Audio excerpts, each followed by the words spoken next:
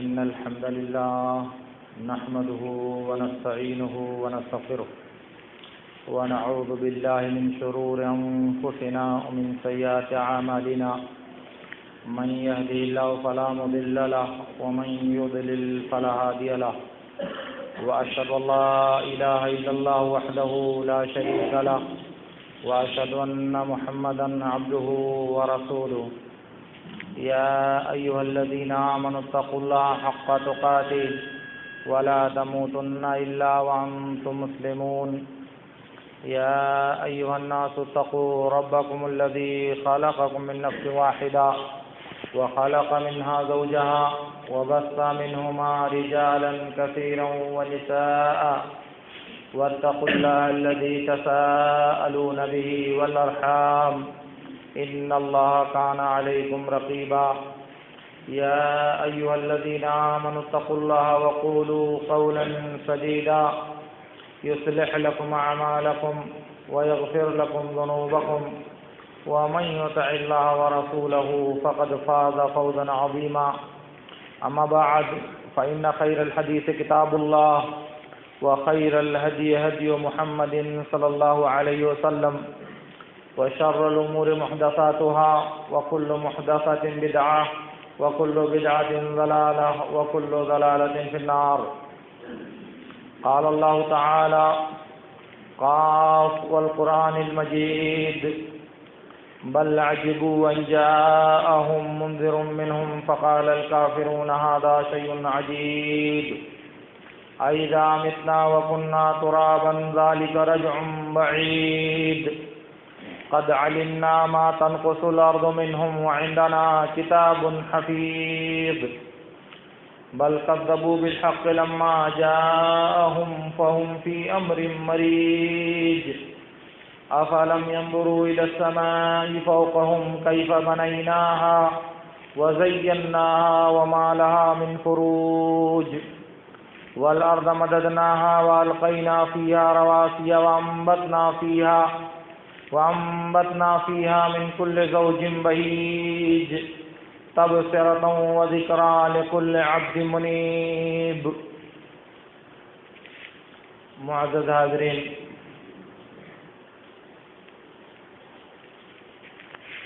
اللہ رب العالمین کا شکر اور اس کا احسان ہے کہ اس نے یہ موقع، یہ مناسبت اور حاضری کا یہ شرف عطا کیا. اس لیے اس مناسبت سے ایک دو باتیں متفرق طور سے آپ سے عرض کرنا چاہوں گا، کیونکہ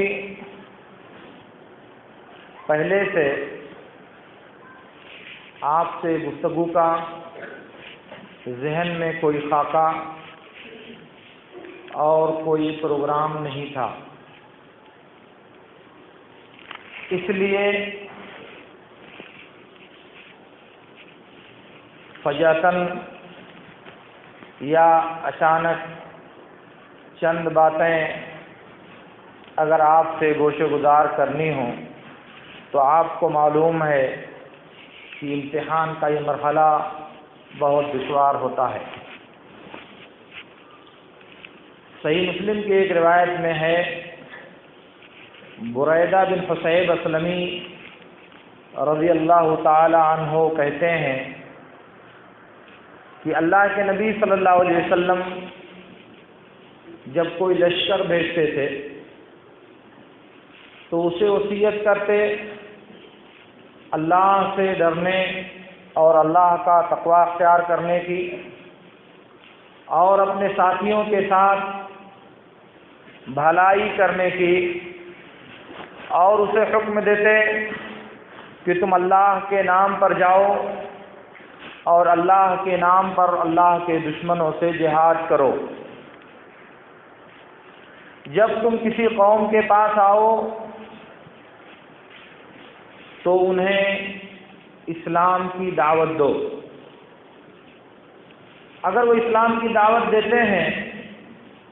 تو تم اپنا ہاتھ ان سے روک لو اور ان کے اسلام کو قبول کر لو۔ اگر وہ اس کے لیے تیار نہیں ہوتے تو ان سے کہو کہ تم ہم سے صلح کر کے اور صلح کا معاوضہ بطور جزیہ اور بطور ٹیکس ادا کرو، جو اسلامی حکومت میں اور اسلامی خلافت میں تمہاری حفاظت کا معاوضہ اور تمہاری جان اور مال کی عصمت کا بدل ہوگا۔ اور اگر اس کے لیے بھی وہ تیار نہیں ہوتے تو تم ان سے اللہ کے نام پر لڑائی کرو۔ اور اگر تم کسی قلعے کا محاصرہ کرو اور وہ لوگ تم سے درخواست کریں کہ تم ہمیں اللہ کی مرضی اور اس کے حکم پر قلعے سے اترنے کی یا قلعہ کا دروازہ کھولنے کی اجازت دو، تو تم اس شرط کو قبول نہیں کرنا۔ انہیں اپنے حکم اور فیصلے پر اترنے کی اجازت دینا، اللہ کے حکم پر اترنے کی اجازت نہیں دینا، کیونکہ تم کو پتہ نہیں کہ ان کے بارے میں اللہ کا جو حکم ہے تم اس حکم کو ٹھیک ٹھیک پا سکو گے یا نہیں پا سکو گے۔ اسی طرح سے جب کوئی قلعے والے تم سے اس بات کا مطالبہ کریں کہ اللہ کے حکم کے مطابق ہمارے اور تمہارے درمیان فیصلہ ہوگا، تم ہمیں اللہ کا امان اور اللہ کی ذمہ داری دو، تو تم اللہ کے نام پر اللہ کا امان اور اللہ کی ذمہ داری نہیں دینا، کیونکہ تم اپنے عہد و پیمان کو توڑ دو۔ یہ آسان ہے اس بات سے کہ تم اللہ کا امان اور اللہ کا عہد و پیمان توڑنے کا جرم کرو۔ یہ ایک لمبی حدیث ہے جسے امام مسلم رحمۃ اللہ علیہ نے روایت کیا ہے۔ اسی طرح سے بعض اور روایتوں میں، جیسے بخاری اور مسلم کی ایک روایت ہے جسے متعدد صحابہ کرام نے اللہ کے رسول صلی اللہ علیہ وسلم سے روایت کیا ہے کہ فتح خیبر کے موقع سے جب خیبر کو فتح کرنے میں دشواری ہوئی تو آپ نے کہا، کل میں جھنڈا ایک ایسے آدمی کو دوں گا جو اللہ اور اس کے رسول سے محبت کرتا ہے اور اللہ اور اس کے رسول اس سے محبت کرتے ہیں، اللہ تعالیٰ اس کے ہاتھ پر فتح عنایت فرمائے گا۔ صحابی کہتے ہیں کہ ہم رات بھر یہ غور و خوض کرتے رہے، یہ اندازہ لگاتے رہے کہ وہ جانباز اور وہ خوش نصیب انسان کون ہے۔ عمر بن خطاب رضی اللہ تعالیٰ عنہ نے کہا، زندگی میں کبھی مجھے عمارت اور سرداری کی خواہش نہیں ہوئی، مگر اس دن میں چاہ رہا تھا کہ جھنڈا مجھے دیا جائے۔ سب لوگ حاضر ہوئے اللہ کے نبی صلی اللہ علیہ وسلم کے پاس، آپ نے نظر دوڑائی، کہا علی بن ابی طالب کہاں ہیں؟ پتہ چلا انہیں بیماری ہے، آشوب چشم لاحق ہے۔ آپ نے ان کو بلوایا، وہ آئے تو اپنا لعاب مبارک، اپنا تھوک منہ سے نکالا اور ان کی آنکھ پہ لگایا۔ اللہ رب العالمین نے اس لعاب کی برکت سے ان کی آنکھ کو ایسی شفا دی کہ لگ رہا تھا کہ ان کو کوئی بیماری نہیں۔ اور اس کے بعد جھنڈا ان کے حوالے کرتے ہوئے کہا کہ تم جاؤ دشمنوں سے اللہ کے نام پر جنگ کرو، اور یاد رکھو کہ اگر اللہ رب العالمین تمہارے ذریعہ ایک آدمی کو ہدایت دے دے تو یہ تمہارے لیے سرخ اونٹوں سے زیادہ بہتر ہے۔ اگر اللہ رب العالمین تمہارے ذریعہ ایک آدمی کو ہدایت دے دے تو یہ تمہارے لیے سرخ اونٹوں سے زیادہ بہتر ہے۔ ایک دوسری روایت ہے صحیح مسلم کی، اللہ کے رسول صلی اللہ علیہ وسلم سے ایک آدمی نے پوچھا کہ ایک آدمی جہاد کرتا ہے، لڑائی کرتا ہے حمیت اور غیرت کے اظہار کے لیے، دوسرا آدمی عصبیت اور تعصب کی بنیاد پر لڑائی کرتا ہے، تیسرا آدمی اپنی بہادری اور شجاعت کا مظاہرہ کرنے کے لیے لڑائی کرتا ہے، جہاد کرتا ہے، ان میں سے کون اللہ کی راہ میں ہے؟ کون اللہ کی راہ میں جہاد کرنے والا ہے؟ ان تینوں میں سے تو اللہ کے رسول صلی اللہ علیہ وسلم نے ارشاد فرمایا من قاتل لتکون کلمۃ اللہ ہی العلیٰ فہو فی سبیل اللہ، یہ تینوں اللہ کی راہ میں نہیں ہے۔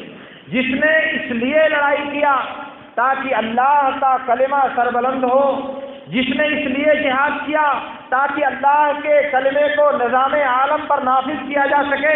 وہ اللہ کی راہ میں جہاد کرنے والا ہے۔ یہ مختلف جگہوں سے اور مختلف مناسبات سے یہ تین حدیثیں میں نے آپ کے سامنے پیش کیا۔ حدیثیں اس معنی کے اور بھی ہیں لیکن وقت زیادہ ہو جائے گا، اس لیے انہی پر میں آپ اکتفا کرتے ہوئے اپنی بات کو تھوڑا آگے لے چلنا چاہ رہا ہوں۔ آپ دیکھیں کہ جہاد اسلامی شریعت کا ایک مقدس لفظ ہے جسے اللہ رب العالمین نے امت مسلمہ پر اس لیے فرض کیا ہے تاکہ دنیا سے ظلم و ستم کا خاتمہ کیا جا سکے۔ دنیا میں ظلم و جبر کے جو راستے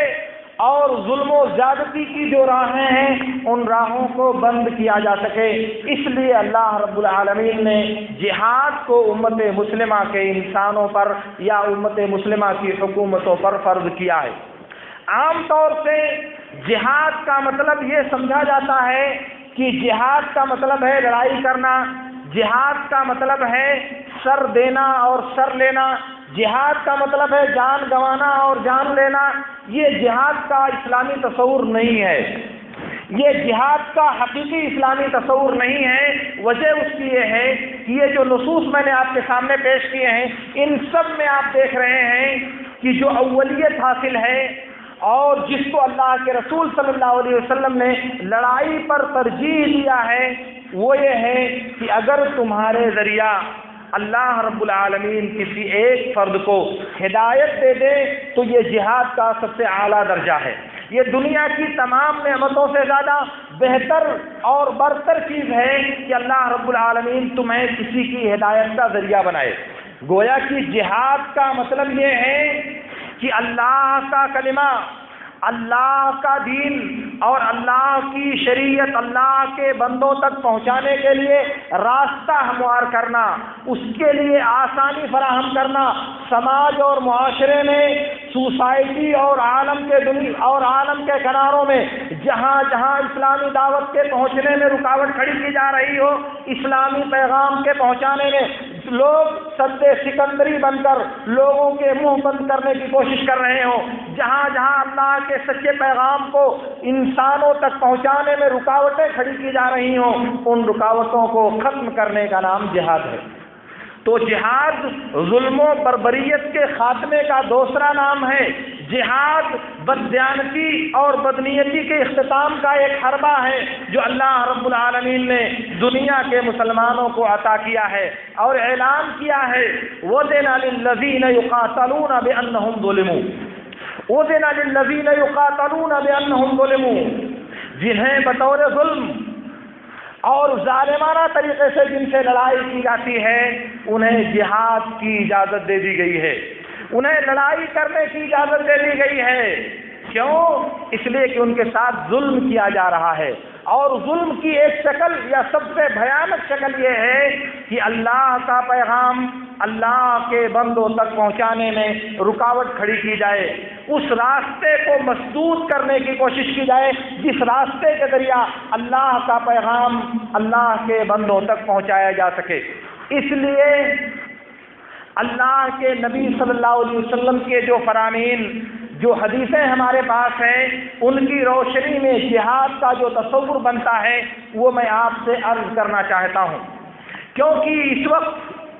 عالمی پیمانے پر اسلام کے قانون جہاد کو جس طرح نقد کے چنگل میں اور جس طرح آزمائش کے پیڑے میں پھنسانے کی کوشش کی جا رہی ہے وہ انتہائی المناک مرحلہ ہے۔ دنیا کے مختلف کونوں سے جہاد کے تعلق سے مختلف لوگ گفتگو کرتے ہیں اور اپنے اپنے انداز میں جہاد کی کبھی انہضامی تعریف، جہاد کی کبھی مرعوبانہ تعریف اور جہاد کی کبھی معاصر تعریف کی شکل میں اسلام کے اصل حکم کو مست کرنے کی ناروا کوشش کرتے ہیں۔ اسی لیے وہ لوگ جھوٹے ہیں جو یہ کہتے ہیں کہ اسلام میں جہاد صرف دفاع کے لیے مشروع کیا گیا ہے، اسلام میں صرف دفاعی جہاد مشروع کیا گیا ہے، اسلام میں ہجوم جائز نہیں ہے۔ وہ لوگ جھوٹ بولتے ہیں جو کہتے ہیں کہ جہاد کا مطلب صرف یہ ہے کہ آپ اپنے نفس سے جہاد کریں، آپ اپنے نفس سے جہاد کریں، یہ جہاد کا حقیقی مفہوم ہے۔ اور اپنے نفس کو کچلنے کے لیے آپ جو کوششیں کرتے ہیں ان کوششوں کا نام ہی جہاد ہے۔ اسی طرح وہ لوگ بھی جھوٹے ہیں جو جہاد کے نام پر قتل و خوریزی کی دعوت دیتے ہیں، جو جہاد کے نام پر ناجائز اور معصوم جانوں کو ہلاک و برباد کرنے کا جرم کرتے ہیں۔ اسی طرح وہ لوگ بھی جھوٹے ہیں جو جہاد کے نام پر انسانی جان اور انسانی اموال کی تباہی کا ذمہ لینے میں ذرا بھی جھجک محسوس نہیں کرتے۔ یہ ساری تعبیرات غیر شرعی، غیر اسلامی اور غیر مذہبی تعبیرات ہیں۔ ان پر یا تو جاہلیت کا اثر ہے یا ان پر معاصر تہذیب کی چمک کا اس قدر ان کے ذہنوں پر اثر ہے کہ وہ سچائی تک رسائی حاصل نہیں کر سکتے۔ اس لیے یہ باتیں جو میں آپ سے عرض کر رہا ہوں وہ اس تناظر میں آپ دیکھنے کی کوشش کریں تو آپ کو یہ اندازہ لگانے میں دشواری نہیں ہوگی کہ جہاد دفاعی جس طرح سے مشروع کیا گیا ہے اسی طرح سے ہجومی جہاد بھی مشروع قرار دیا گیا ہے۔ کیوں؟ اس لیے کہ ظلم کے خاتمے کے لیے، ظلم کے راستے کو مسدود کرنے کے لیے، اسلامی دعوت میں رکاوٹ کھڑی کرنے والوں کے لیے پہلے سے بڑھ کر انہیں ان کی کردار سے، انہیں ان کی سیرت سے متنبہ کرنا، انہیں باز رکھنے کی کوشش کرنا، یہ ظاہر ہے کہ ہجومی جہاد ہے۔ آپ تعویل کر کے اسے دفاعی بنانا چاہیں تو یہ آپ کی مرضی ہے، لیکن جہاد کے لیے شریعت نے جو قانون دیا ہے اس کے لیے سب سے پہلی شرط یہ ہے کہ انما الامام جنۃ یقاتل بہ من ورائہ ویتقی بہ من الاعداء۔ کہاں کہ امام ایک ڈھال ہوتا ہے جسے اس لیے بنایا جاتا ہے تاکہ اس کے پیچھے اور اس کی آڑ میں رہ کر دشمن سے لڑائی کی جا سکے اور اس کے ذریعہ دشمن سے پناہ لی جا سکے۔ گویا کہ جہاد کی جو اولین اساس ہے وہ ہے خلیفہ وقت کی اجازت، امام وقت کی مرضی، امام وقت کا اعلان جنگ۔ اور دوسری بات یہ ہے کہ بغیر اعلان جنگ کے، لڑائی کا اعلان کیے بغیر کسی قوم پر حملہ کرنا، کسی قوم پر الغار کرنا، کسی قوم پر ایسے ہی اچانک شبخون مارنے کی کوشش کرنا ظاہر ہے کہ اسلام میں جائز نہیں ہے۔ آپ نے سنا کہ اللہ کے رسول صلی اللہ علیہ وسلم نے کہا کہ جب تم کسی قوم کے پاس پہنچو تو انہیں 3 باتوں میں سے کسی ایک بات کی دعوت دو، اور جب آپ دعوت دیں گے اس کے بعد آپ اعلان جنگ کریں گے۔ آپ پہنچے نہیں، آپ نے اپنی بات کہی نہیں اور خفیہ طریقے سے اپنے گھر میں بیٹھ کر آپ نے بموں اور میزائلوں کے ذریعہ معصوموں کو نشانہ بنایا، یہ جہاد کی کون سی قسم ہے؟ یہ اسلامی شریعت کو برپا کرنے یا اللہ کے کلمہ کو بلند کرنے کی یہ کون سی شکل بنتی ہے؟ اور اس کے الٹا وہ جو جاہلی تصور ہے کہ اللہ کے اس مقدس فریضے کو تعویلات کی تہ میں پہنچ کر اسے غرق کرنے کی جو کوشش کی جاتی ہے، نماز کے نام پر، سیاحت کے نام پر، تزکیہ کے نام پر، نفس کو کی تطہیر کے نام پر اور دوسرے ناموں سے اوپر اٹھ کر جہاد بالنفس کے نام پر جو اس کو پامال کرنے کی کوشش کی جاتی ہے، ظاہر ہے کہ اسلامی شریعت میں وہ بات بھی سچ نہیں ہے۔ کیونکہ جب اللہ کے رسول صلی اللہ علیہ وسلم نے امام وقت کے ساتھ مل کر، امام وقت کے پیچھے رہ کر اس کے جھنڈے کے نیچے لڑائی کرنے کا جو حکم دیا ہے، ظاہر ہے کہ وہ جہاد بالنفس نہیں ہے، یعنی اپنے نفس سے لڑائی نہیں ہے۔ لیکن یہ بات یاد رہے کہ جہاد بالسیف کا مرحلہ، دشمنوں سے لڑائی کا مرحلہ اس وقت پیش آتا ہے جب جہاد بالنفس پر قابو پایا جا چکا ہو، جہاد بالنفس کا جو عمل ہے اسے انجام دیا جا چکا ہو۔ اسی لیے اللہ کے نبی صلی اللہ علیہ وسلم نے ایک حدیث میں ارشاد فرمایا، المہاجر من حجر معصیت اللہ والمجاہد من جاہد نفسہ فی طاعت اللہ۔ کہا کہ مہاجر وہ ہیں جو اللہ کی معصیت اور اس کی نافرمانی کو ترک کر دے، اور مجاہد وہ ہے جو اللہ کی اطاعت کے لیے اپنے نفس سے جہاد کرے، اللہ کی فرما برداری کے لیے اپنے نفس سے لڑائی کرے، اپنے نفس سے مسلسل محاربہ اور اپنے نفس کو قابو میں کرنے کی ہر ممکن صورت اپنائے۔ اسی لیے نفس کے ساتھ جہاد کرتے ہوئے زندہ رہنا یہ انتہائی مشکل معاملہ ہے امت کے نوجوانوں کے لیے۔ نفس کے ساتھ محاربہ کرتے ہوئے، نفس کے ساتھ جہاد کرتے ہوئے اس دین پر، اس دنیا میں زندگی کے ساتھ قائم رہنا یہ انتہائی دشوار ترین مرحلہ ہے۔ اور اس کے برخلاف اپنی جان ہتھیلی پہ لے کر کے بموں اور میزائلوں کے ذریعہ خود کو تباہ اور برباد کر دینا یا کرا لینا یہ انتہائی آسان مرحلہ ہے، کیونکہ جب انسان کے دماغ میں ایک خاص تصور اور ایک خاص سوچ اور ایک خاکہ پیوست کر دیا گیا دماغ میں، اسی کے اعتبار سے انسان کی سوچ بنتی ہے، اسی کے اعتبار سے وہ اپنا قدم اٹھاتا ہے، اور اس کے لیے آسان ہوتا ہے کہ میں مرا اور جنت میں پہنچا، میری جان گئی اور میں جنت میں داخل ہوا۔ اس کو یہ معلوم نہیں کہ اس جنت تک پہنچنے سے پہلے نفس کی پاکیزگی، نفس کے جہاد وہ عمل ہے جو زندگی بھر انسان کو کرنا چاہیے۔ اپنی خواہشات نفس سے زندگی بھر انسان کو محاربہ کرنا پڑتا ہے، انسان سے لڑائی لڑنی پڑتی ہے، پھر جا کر کے وہ مرحلہ پیش آتا ہے۔ اسی لیے اگر آپ 1948 عیسوی کی جو جنگ ہے فلسطین کی، 1967 عیسوی کی جو جنگ ہے فلسطین کی، اور 1971 عیسوی کی جو جنگ ہے بر صغیر کی، ان کے تناظر میں اگر آپ حالات کا جائزہ لیں تو آپ کو یہ بات بہت واضح طور سے سمجھ میں آئے گی کہ جہاد کے لفظ کو دنیا میں جس قدر مسلمانوں نے پامال کیا ہے، جہاد کے لفظ کی حقیقت کو جس طرح مسلمانوں نے غیر معروف بنانے کی کوشش کیا ہے، اسی طرح سے دوسروں نے بھی اس لفظ کا ناجائز استعمال کرنے کی کوشش کیا ہے۔ دونوں طرف سے ظلم ہوا ہے، لیکن میں آپ سے عرض یہ کرنا چاہتا ہوں کہ جان ہتھیلی پر لے کر میدان کارزار میں نکلنے سے پہلے انسان پر یہ فرض ہے کہ وہ پہلے اپنے نفس، اپنی خواہشات کے ساتھ جہاد کرے۔ خواہشات کے ساتھ جہاد کیا ہے؟ خواہشات کے ساتھ انسان کیسے جہاد کرے گا؟ کیونکہ جس انسان کے ساتھ اس کا نفس، اس کی ہوا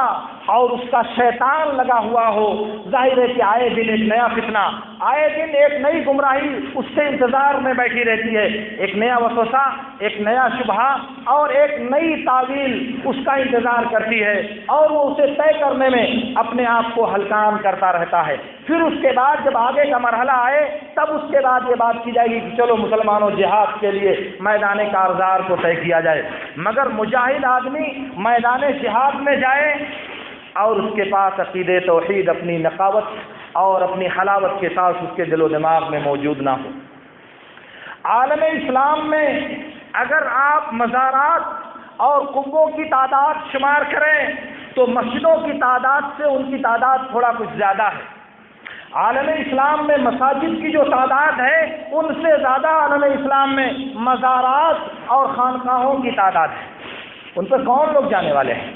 توحید کی کون سی قسم جا کر کے وہاں برتی جاتی ہے؟ توحید کی کون سی شکل وہاں پہنچ کر کے اپنائی جاتی ہے؟ اس پر کبھی آپ غور کریں گے تو آپ کو یہ حقیقت سمجھنے میں دشواری نہیں ہوگی کہ جب تک امت مسلمہ توحید کی ڈگر پر اپنے آپ کو قائم نہیں کر لے گی، جب تک امت مسلمہ کا ہر چھوٹا اور بڑا اسلام کے حکم توحید کو اپنے سینے میں موجزن نہیں کر لے گا، جب تک ہر انسان کے دل و دماغ میں اللہ رب العالمین کی کبریائی اور اس کی عظمت کا سکہ موجزن نہیں ہو جائے گا، تب تک اس کا جہاد بالنفس پورا نہیں ہوگا۔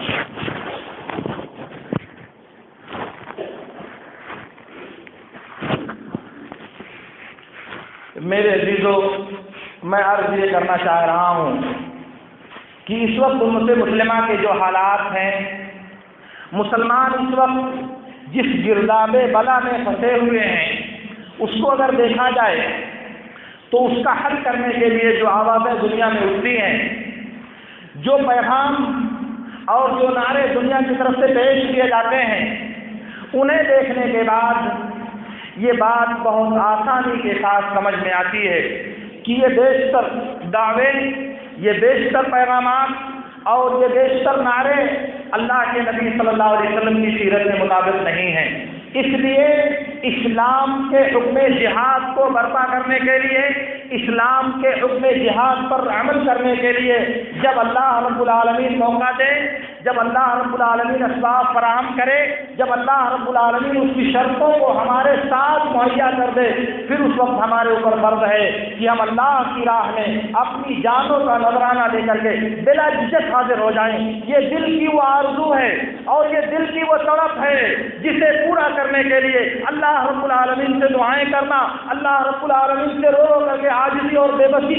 کی فریاد اس کے سامنے پیش کرنا، یہ ہمارا دین اور ہمارا مذہب ہے۔ لیکن جب تک یہ اسباب تیار نہیں ہوتے، جب تک اللہ رب العالمین یہ شرائط پوری نہیں کرتا، تب تک اپنی جان کو ہتھیلی پہ لے کر کے جان و مال کی تباہی اور انسان و نفوس کو تباہ کرنے کی کوشش کرنا، یہ اسلام کو ایک بدنما داغ لگانے سے زیادہ حیثیت نہیں رکھتا۔ اسی لیے قبل اس کے کہ آپ دوسروں کو قتل کرنے کی کوشش کریں، پہلے یہ سوچیں کہ کہیں آپ بھی تو واجب القتل نہیں ہیں، کہیں ایسا تو نہیں کہ توحید کے نہ پائے جانے کی وجہ سے آپ کی ارتداد کے شکار ہو چکے ہیں اور توحید کے بجائے شرک کے دائرے میں داخل ہو کر کے آپ اس بات کے مستحق بن چکے ہیں کہ آپ سے توبہ کرائی جائے، اگر آپ توبہ نہیں کرتے ہیں تو آپ کی جان لے لی جائے۔ تو جو خود مستحق قتل ہو ارتداد کی وجہ سے،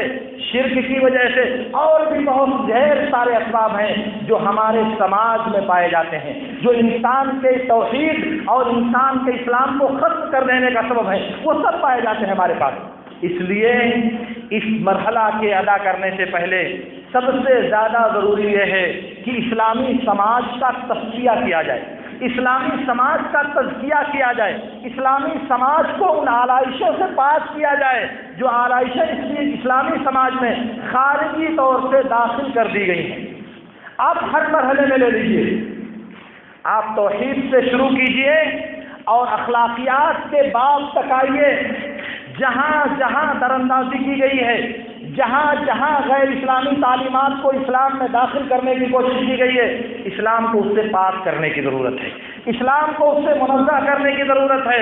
توحید کے مقابلے میں شرک کا پشتارا، سنت کے مقابلے میں بدعتوں کا جمگھٹا، طاعت کے مقابلے میں معصیت کی مختلف شکلوں کو جس طرح سماج میں رواج دے کر مقبول عام بنا دیا گیا ہے، وہ افسوسناک نہیں ہے میرے دوستوں؟ اس لیے پہلے اسے ختم کرنے کی ضرورت ہے، اور اس کے بعد جب یہ مرحلہ آپ طے کر لیں گے، اس کے بعد پھر آپ کو اس نسل کو، سماج کو اور نوجوانوں کو اس دین پر تربیت دینے کی ضرورت ہے، نئی نسل کو اس مصفہ، منزہ اور منقح اسلام پر نئے سرے سے تربیت دینے کی ضرورت ہے۔ اور جب یہ نسل تیار ہوگی تو اسے کہنے کی ضرورت نہیں پیش آئے گی کہ دین کا تقاضا کیا ہے، شریعت کیا چاہتی ہے، تلوار کہاں اٹھانا ہے، زبان کہاں کھولنی ہے، خاموش کہاں رہنا ہے اور کہاں مار کھا کر کے اپنے آپ کو اسے گوارا کرنا ہے، اسے بتانے کی ضرورت پیش نہیں آئے گی۔ اس لیے اس مرحلے سے پہلے امت کا فریضہ بروقت یہ ہے کہ اسے وہ اسلام، وہ دین، وہ شریعت دی جائے جو شریعت تمام طرح کی آمیزشوں، تمام طرح کی آلائشوں اور تمام طرح کی دراندازیوں سے پاک اور صاف ہو، اور پھر اس پاک اور صاف اسلام کے مطابق جس پر نبی صلی اللہ علیہ وسلم نے اپنے صحابہ کی تربیت کی تھی، جس پر اصحاب نبی نے تابعین اعظام کی تربیت کی تھی، جس پر تابعین اعظام نے اپنے شاگردوں کی تربیت کی تھی، وہ مرحلہ جب ہمارے پاس آئے گا تو وہی روشنی، وہی نور اور وہی اعزاز اللہ رب العالمین ہمارے قدموں پر بھی نشاور کرے گا۔ لیکن طریقہ وہ ہونا چاہیے، منہج وہ ہونا چاہیے، اسلوب وہ ہونا چاہیے، انداز وہ ہونا چاہیے جو ان مقدس ہستیوں نے برتا تھا۔ اس لیے میں کہنا یہ چاہ رہا ہوں کہ جہاد کا لفظ ایک جذباتی لفظ ہے، دونوں طرف سے، مسلمانوں کی طرف سے بھی اور مسلمانوں کے دشمنوں کی طرف سے بھی، کیونکہ اس لفظ کا غلط استعمال کر کے مسلمانوں کے کئی ملکوں کو، عراق و افغانستان کی بات صرف میں نہیں کہتا، بلکہ مسلمانوں کے کئی ملکوں کو اسی لفظ کا غلط سہارا لے کر کے اور بعض غلط نااندیش انسانوں کے غلط فتوے کی بنیاد پر بہت سے ملکوں کو صفحہ ہستی سے مٹانے کا جرم کیا ہے ان اللہ کے دشمنوں نے۔ اور دوسری طرف ہمارے اپنے لوگوں نے اس لفظ کا جو شرعی معنی ہے، اس لفظ کا جو شرعی مطلوب ہے، اس سے صرف نظر کر کے اسے اپنے حالات کے مطابق، اپنی مرضی کے مطابق، اپنی خواہشات کے مطابق اور اپنی چاہت کے مطابق ڈھال کر ہر لڑائی، ہر مار پیٹ، ہر کشت و خون اور ہر خون ریزی کو انہوں نے جہاد کا نام دینے کا ایسا جرم کیا ہے جس کی سزا اللہ رب العالمین صدیوں سے انہیں دے رہا ہے، اور پتہ نہیں کب تک اللہ رب العالمین انہیں اس سزا میں مبتلا رکھے گا۔ اس لیے ایک طرف سے تو وہ اور دوسری طرف سے وہ مرحلہ آنے سے پہلے ہمیں مسلم سوسائٹی، مسلم سماج اور مسلم نوجوانوں کو منظم اور مصفہ اسلام پر تربیت کرنے کی ضرورت ہے، اور ظاہر اسلام کو منظم کرنے کے لیے ایک لمبا مرحلہ ہے۔ توحید کو سنت سے نکھارنے کے لیے، توحید کو شرک سے نکھارنے کے لیے، سنت کو بدعت سے الگ کرنے کے لیے آپ جانتے ہیں کتنا وقت لگے گا، کتنی مشکل اور کتنا دشوار گزار مرحلہ پیش آئے گا۔ آپ سماج میں راج کسی ایک مسئلے کو لے لیجئے، کسی ایک بات کو لے لیجئے، اس کو ختم کرنے میں آپ کو کتنی دشواری کا سامنا ہے، اس کی مخالفت کرنے میں آپ کا ساتھ دینے والا سماج میں کوئی نہیں ملنے والا ہے۔ آپ چیخ رہے ہو، نبی صلی اللہ علیہ وسلم نے کہا، نبی صلی اللہ علیہ وسلم کی حدیث میں ہے، مثال کے طور پر یہ سترہ کا مسئلہ لے لیجیے آپ،